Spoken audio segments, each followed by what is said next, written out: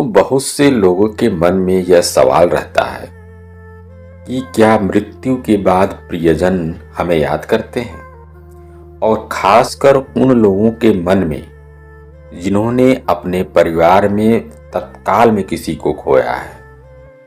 वो यह ज़्यादा सोचते हैं, वह उनकी याद में दुखी रहते हैं और यह सोचते हैं कि क्या वे भी दुखी होते होंगे, क्या वो हमें देख पाते होंगे, क्या वे हमें याद करते होंगे कि हम किस स्थिति में हैं, क्या वे भी हमें देखकर दुखी होते होंगे जैसे हम दुखी हैं। तो जब हम उन्हें याद करते हैं तो क्या उन्हें एहसास होता है, क्या हमारी भावनाएं उन तक पहुंचती हैं। दोस्तों, वीडियो के अंत तक बने रहिएगा और हम आपकी हर शंका का समाधान करने का प्रयास करें। दोस्तों, हमारे चैनल पर एक बार फिर से आपका स्वागत है। हम आशा करते हैं कि आप भी स्वस्थ और मस्त। तो चलिए शुरू करते हैं। देखिए, जब परिवार में किसी की मृत्यु होती है तो परिवार के सभी लोगों का अलग अलग व्यवहार होता है। कुछ लोग तो उन्हें वर्षों तक याद करते हैं, उनकी याद में रोते हैं, बिलखते हैं, और कुछ लोग होते हैं वो जल्दी सामान्य हो जाते हैं। खासकर कोई पति हो या पत्नी हो या किसी का नौजवान लड़का हो तो वो उनको बहुत ज़्यादा दुख होता है और उनको वर्षों वर्षों तक उसको याद करते रहते। वहीं कुछ लोगों का मानना है कि भाई, जाना तो सबको एक दिन है ही, और जो आया है वह तो जाएगा ही। कोई पृथ्वी पर अमर तो है नहीं, मनुष्य हो या भगवान, कोई भी अमर नहीं है इस पृथ्वी पर मृत्युलोक में। तो यह सोच करके जिनको यह ज्ञान है वो जल्द ही सामान्य स्थिति में आ जाते हैं। तो अब यह समझने वाली बात है कि हम यहाँ जैसे उस आत्मा के विषय में व्यवहार करते हैं, रिएक्ट करते हैं, वह आत्मा भी उसी तरह का रिएक्शन देती है। उसको सब कुछ याद रहता है और वह आत्मा सब कुछ देख सकती है। कभी कभी तो मृत्यु के समय वह अपने पिछले जन्म को भी देख सकती है। क्योंकि शरीर का त्याग तो नेचुरल है, लेकिन आत्मा अमर है और इस आत्मा ने पता नहीं कितने शरीर धारण किए हुए। केवल शरीर ही तो बदल जाता है। भगवत गीता में भगवान श्री कृष्ण कहते हैं, शरीर क्या है, एक कपड़ा है जिसको हम बदलते रहते हैं, और आत्मा अजर अमर अविनाशी है। हाँ, एक बात जरूर है कि वह आत्मा शांति से अपने शरीर का त्याग करती है जिसने अपनी आयु पूरी कर ली हो, यानी जो लगभग अपनी जिंदगी 80-90 वर्ष तक जी लिया हो और उसने अपनी पूरी जिम्मेदारियों को पूरा कर लिया हो और उसके मन में कोई विशेष इच्छा न बची हो। सर, हम ये देखते हैं कि जब व्यक्ति मरने वाला होता है तो उसे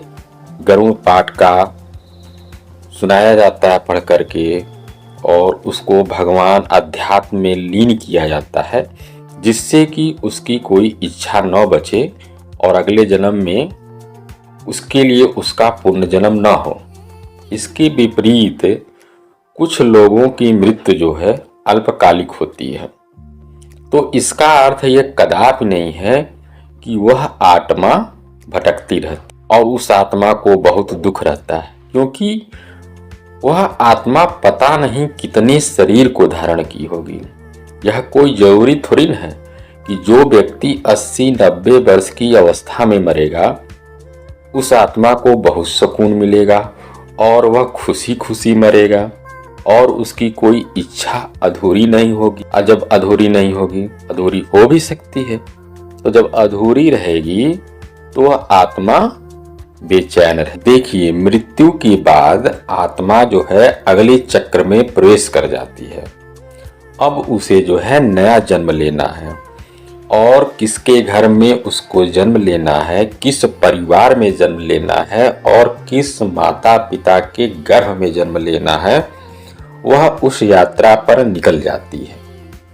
ऐसी स्थिति में वह आत्मा आपको याद करती है, इसमें कोई शक नहीं है।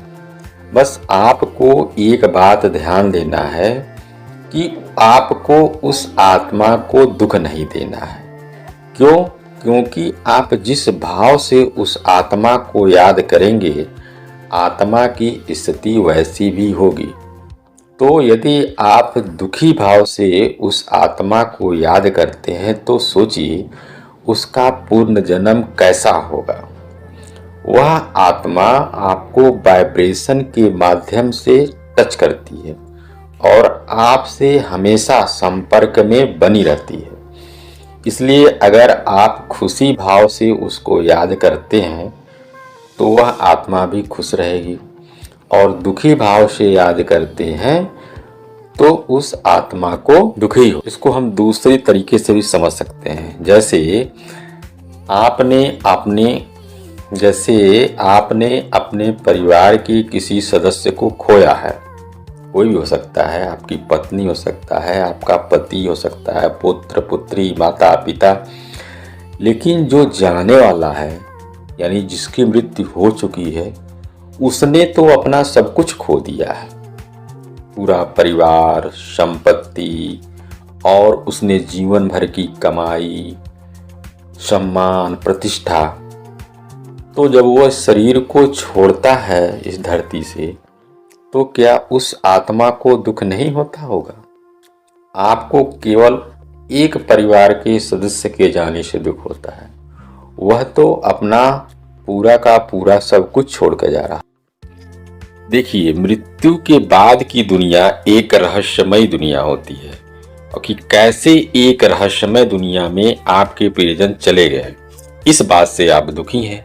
लेकिन आपके प्रियजन जहां पर गए हैं, वो वहां पर आने वाला कल देख लेते हैं, और पास्ट में उन्होंने क्या क्या किया है उनको सब पता है। वो सब कुछ वह सब कुछ देख सकते हैं, और उन्होंने अपने जीवन काल में जो जो किया है, जो जो उनके जीवन का लक्ष्य था, जिसे पूरा करने के लिए वो इस धरती पर आए थे, वो सब देख सकते हैं। ये सबसे जरूरी होता है कि मृत्यु के तुरंत बाद उस आत्मा को हीलिंग की जरूरत होती है, जो कि आपको उसको उपलब्ध करानी है।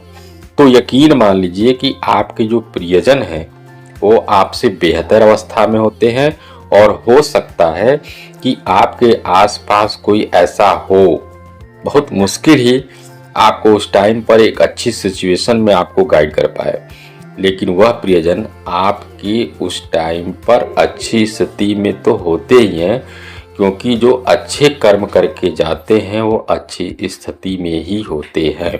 इसलिए उस आत्मा को कभी भी आप दुख की नजरों से नहीं याद करेंगे। सुबह शाम दीपक उनकी याद में जलाएं, 15 से 20 मिनट मेडिटेशन करें, और उस मेडिटेशन का फल उस आत्मा को अर्पित करें। और ऐसा करके आप उनकी आत्मा को सुखी बना सकते। दोस्तों, ये वीडियो आपको कैसे लगी कमेंट में अवश्य बताइएगा। जय श्री कृष्ण, राधे राधे।